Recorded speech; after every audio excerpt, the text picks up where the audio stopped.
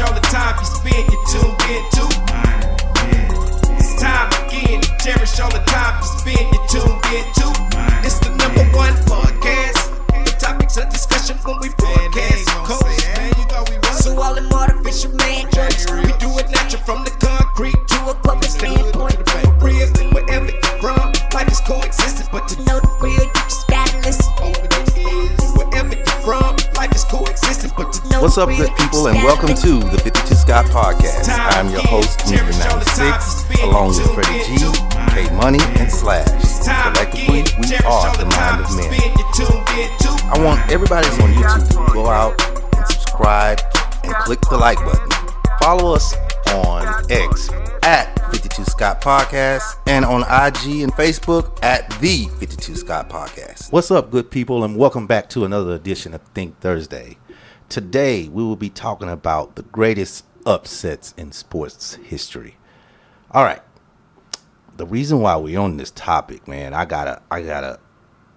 was watching the Mike Tyson story. I've seen that story where he's talking about the infamous 13 seconds that his count against Buster Douglas was 13 seconds. I think I recall. Yeah. So in his documentary, on HBO, they showed it, and he's talking, and he does the countdown himself, and he said it was 13 seconds. Yeah. So I had to go back and view it on YouTube, and you know what? Turns out he's right. I counted 12 and a half. Yeah. 12 and a half.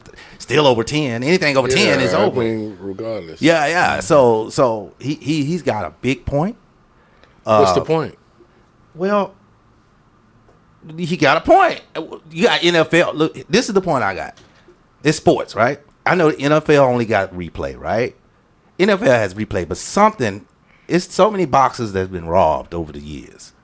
Something has to be done to do away with it. Right now, boxing matches are 10 rounds, 12 rounds. They used to be 15 rounds back in the day, so that way is no way it could be a tie.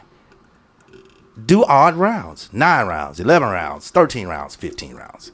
There's no way it could be a tie if it's odd rounds. I'm asking what was wrong with the count, even though it was 13 seconds. Like you said, anything over 10, he should have won. He should have won. That's what's wrong with the count. Anything over 10 seconds on the ground, well, you counted out at 10. Oh, Buster was on the ground, was knocked out of head. That's what I should have said. Okay. Buster Douglas was on the ground for 13 seconds. I counted 12, but it's still over 10. So Mike Tyson had a point. So I looking at that, I'm like, man, there was a lot of upsets, because that was one of the greatest upsets to me in sports history. In my mind, if you guys are able to think of something when I go over this list, if I may miss it, please bring it up. Or if you guys, the viewers, you guys are listening, if I miss it, leave a comment. Let me know. Let me know what I missed. Here's my personal upset. 2 years ago, Conor McGregor fought, and I played, I hate to give these people a little promo, but I got to say it. I played DraftKings. Conor McGregor, it's a total of 6 fights. I had won all 5. I was waiting on Conor McGregor because he was the main event. The dude he was fighting was an unknown. I ain't never even heard of him. Conor, all he had to do was win. I would have got $50,000. So this is the greatest upset to me. This is not from the list. This I'm going to be reading from Men's Journal, but I just had to let you guys know my greatest upset. Conor McGregor, you made me miss out on $50,000. So that's my personal.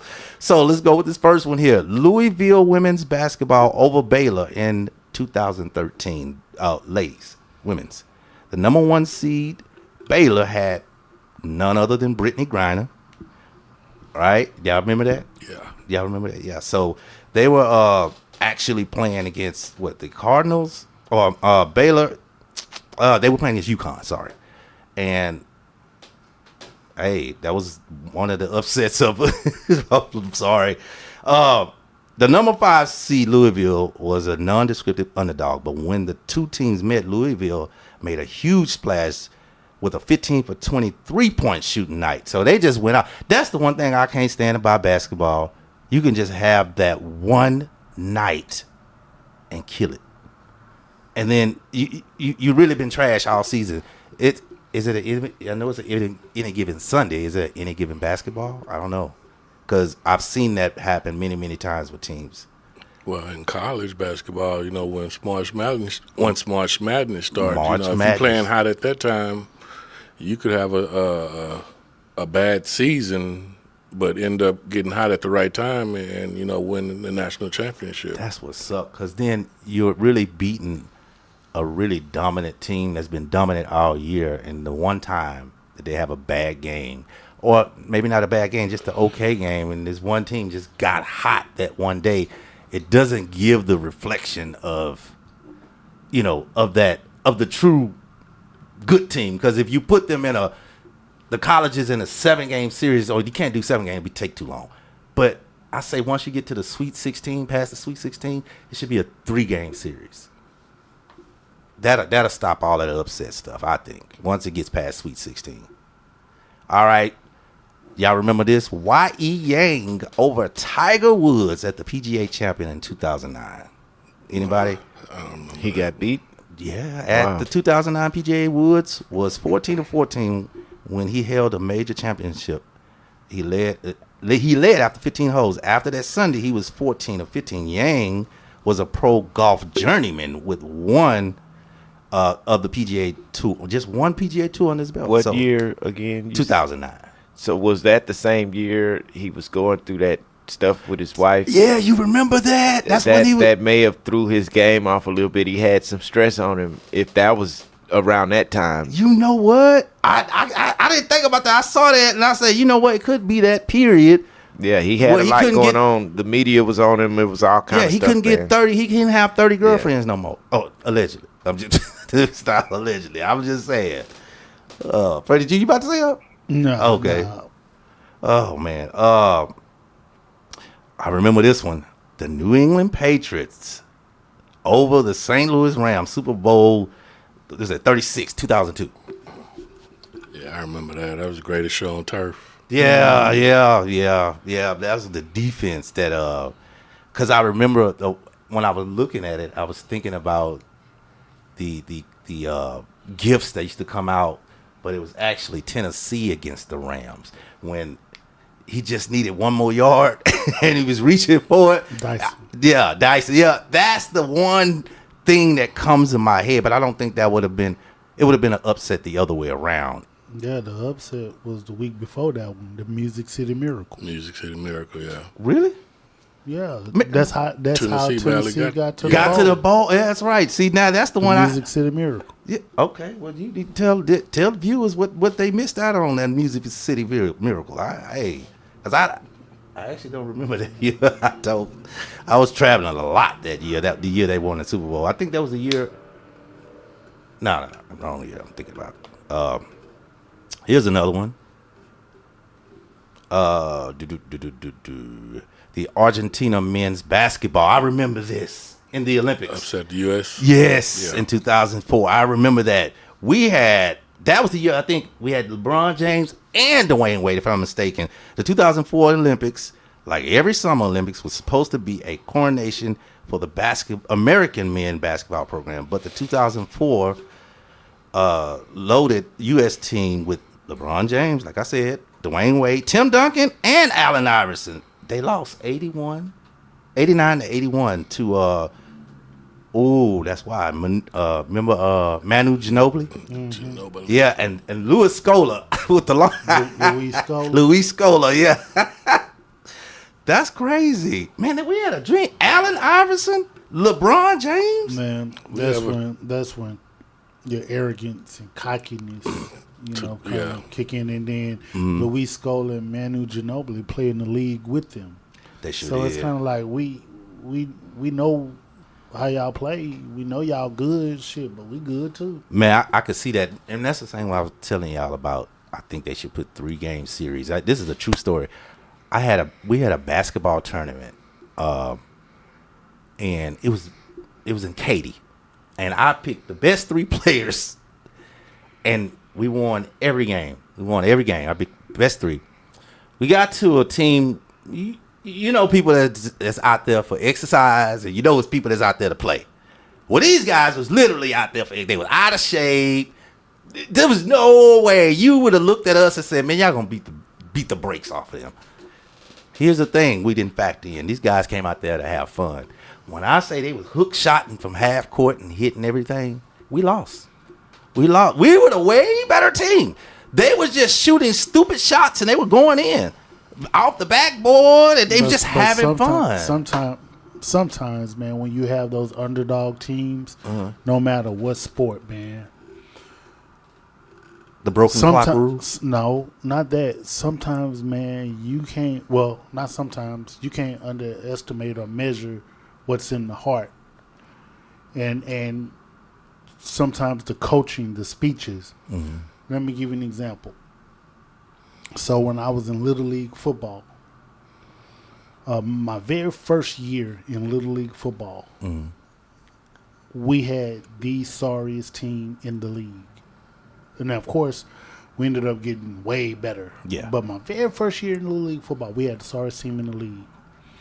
And we played against the best team in the league. Shamrock. No, Shamrock was the team I was on. Oh, he was on the team. Okay. Mustangs. The sorriest team. We played against the Mustangs, the South Main Mustangs. Mm-hmm. And they were the best team in the league. It was the last game of the season. We had lost every game. Damn. We ended up beating the Mustangs 6-0. What the hell? Check this out. Yeah. 6-0. We scored a touchdown in the fourth quarter. Mm-hmm. Here's the touchdown. And if you're listening, I'm about to tell the story. So, you guys remember the local R&B group here back in the day called Special Treat? Special Treat, yeah, I remember that. Well, there was an individual that was in that group who played for the Mustang. Played for Shamrock. Mm-hmm. He and I were the safeties on defense. He caught an interception. I gave the key block for him to score the winning touchdown with maybe like a minute and some left in the game, and we won 6-0. Damn. But me saying all of that is to say, heart. Yeah. Sometimes you can be the underdog, but your coach may have said something to you to make you feel like you can run through a brick wall. True. That's true. Again, this one's more of a it was more of a 3-on-3s. They just was having fun. So I think you're saying heart, and I think just have fun. You know how the coaches say just have fun? I think that's what they did. Because they was really some stupid shots. Well, shots that shouldn't go in, and we're going in. Like stupid shots like that, that's luck. A bunch of lucks? Yeah. They beat us. That could be not for real. If you like the way you expressing this, and I'm watching your facial expression, and you're doing hook shots in the air from half court. And they're not even looking at the goal. Yeah, that's luck, man. That's luck. They did it like 5 or 6 times. That's luck. That's luck. All right. Since we were on football, I don't remember this one. USC in the BCS National Championship in 2006. Anybody remember that? Who they beat someone or lost? So many say this was the greatest game in college football history, and they have a point. In 2005 season's national championship game, unstoppable dual threat quarterback Vince Young, yeah, that's what I thought, led Texas against USC team that had not lost a single game in 2 seasons. Yeah, I remember that. You remember that? Yeah. Mm-hmm. Yeah. Vince Young scored the winning touchdown. Oh, that's how he got his name. No, damn, he been had his name. I know, but that's big. If somebody you beat somebody that ain't lost in 2 seasons. K-Money, I'm finna remind you of something. I'm not gonna go into detail, but remember when we went to go see Madison High School play Yates High School, and Vince Young was the quarterback. Yeah, and I think it was in the Astrodome. Uh-huh. Well, that was right before an individual you and I both know went on a hiatus. Oh no shit! I You didn't remember now. like literally like like literally probably about a week or two later. This one, Howard football over UNLV in 2017. I don't remember that, but I can tell you Howard is known for education, not for football. Well, that's a HBCU also playing. Yeah, but you never D1. Yeah, who heard of Howard playing any football, any sport? I think they only have football. I don't think they have basketball. I don't think they do, because I know there's a lot of colleges that they'll either have one or the other. Like Wiley College, they have basketball, no football. Let's do. Here's a good one. Do y'all remember the Buffalo Bills over Houston? Come on, man. You had to bring that one up, bro. I didn't want to bring it up, man. I didn't want to bring it You could have up. skipped that one, though. Oh, that was You painful. could skip that one. I'm gonna tell you it was painful for a couple reasons. After it happened, I don't know how. I was in the military when that happened. I don't know. I think all of us were in the military when that happened. I know exactly what the fuck I was. Oh I man, know where I was. Do you know too. how many? I had to take a nap. I had many fights. We were out to sea. We were in the Persian Gulf, so we already was tired of seeing each other. Then that happened. So all I heard, and here's the thing: when I was in the military, people love to say, especially if you're from Texas, I don't see no steers. Ain't nothing but steers and queers from Texas. I don't see no horns on your head. So after that game, I think a multitude of my fights happened, because then they just looked at Houston as being weak. And you know what? It was terrible. It was terrible for me, because I think I may have had 3 or 4 fights after that game. Man, it just dawned on me not to stay on that. Yeah. I mean, not to go back. Mm-hmm. But man, Howard University do got a basketball team. They got a basketball team? Yeah, they do. Oh, okay. My apologies, Howard. My bad. I misspoke. I just said Wiley College. I didn't say. You said like Wiley College. They don't have. My bad. I misspoke, Howard. My bad. All right. Then this one's a good one. Fairleigh. I remember this because this was 2 years ago. Because COVID we were coming out of COVID, we were able to go places. I actually watched this at a bar. This is Fairleigh Dickinson's men's basketball over Purdue in the NCAA tournament in 2023. I remember that one. Yeah, because they were like 16 seed. Cinderella, yeah. Mm-hmm. They were 16 seed and they beat them. That was a really good. But Purdue had a center. He was 7'4". He just reached his hand up. He's taller than Shaq, right? Shaq is 7'1". I don't know. I know the guy you're talking about. He actually just came out either last year. Yeah, Zach Yeah. Edey. Yeah. Is he in the NBA? Yeah. He is. Okay. I don't remember him. 7'4"?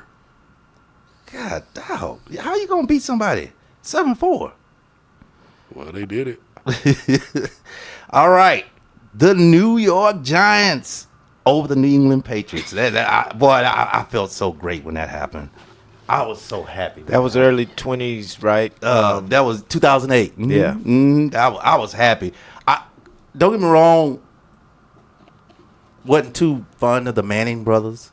I thought Peyton Manning was the best quarterback to ever come through the NFL. Mm-hmm. Still wasn't that fond of him. You thought he what? I thought he was one of the best quarterbacks to come through the NFL. He's smart. You said Peyton, but that's not who quarterback. I know it was Eli. I know. I'm just saying. I think they were one of the. Eli threw too many interceptions. Way too many interceptions. He wasn't as smart as brothers, but he did make some good decisions. He won a Super Bowl, so hey, I can't knock him for that. And this last one here, I don't remember this one. This happened in 1980. No, I do remember the U.S. Listen to what I'm saying. The U.S. hockey team. They won the Winter Olympics over the Soviet Union in 1980. They got a movie out about that. They did? Yeah. Huh. In 1980, the Soviets had the best hockey team in the world, and everyone knew it. The Americans had a scrappy bunch of kids with a bit of talent and a good motivator, Herb Brooks, as coach. Okay, on paper, the U.S. hockey team didn't seem to even have a chance. That's what they're saying here. Yeah, so they ended up, the American kids beat the Russians 4-3 in the Olympics semifinals. Wow. Well, they beat him here on our soil. They're right here in Lake Placid, New York. So, shout out to the New York. Do y'all know any upsets before I move on to our, I got to kick somebody off this bus. The bus ain't got here yet, but I'm going to have to kick somebody off here eventually. Yeah, U of H losing to North Carolina. When is it? Would you remember what year? Final Four. Final Four, 83. Man, actually, both those years. Yeah, last they two. lost. 83 and The 84. Final Four were upsets. For real? Yeah. Damn, that was a good one. Slash, you know when? Nah, not right offhand. Yeah. Here's an upset. What's that? Who's that? The Houston Texans versus the Dallas Cowboys' very first inaugural game. The very first Houston Texans game that they ever played as a franchise. Yeah, they beat the Cowboys. They beat the Dallas Cowboys. Who was the Cowboys quarterback and who was the Texans? Texans quarterback was David Carr. But I can't remember the Dallas Cowboys quarterback, but the bottom line is Dallas was the favorite. Mm-hmm. Houston was the underdog. And we won. And we beat them. That's how we carried out here in Houston. You know how we do here. But anyway, it's that time. I think I hear. Yep. Yeah, it's got here. I was trying to get one more in, but we got to kick somebody off the bus. All right, fellas. Today we kicking off Keith. I just want to get his name right. Keith Aggie. I want to make sure I'm pronouncing it because the last name, I've never seen it. Keith Aggie, man, let me tell y'all what this guy did. His daughter, his baby mama, I hate to say it like that. She worked at a Home Depot. He goes up to the job and he basically unalives her. But in doing so, his mama was hyping him up. And the reason why she was hyping him up, because he was saying that she gave him an STD. So his mom was like, you need to go out there and kill her. You need to go out there and kill her. So he did. Unalive her. And he did. Come to find out, after they run the test, allegedly she did not have anything. So he unalived her for no reason. So for that reason, you getting out our bus and getting on the state bus, because he was convicted and he has a life sentence. So with that, that's our show for today.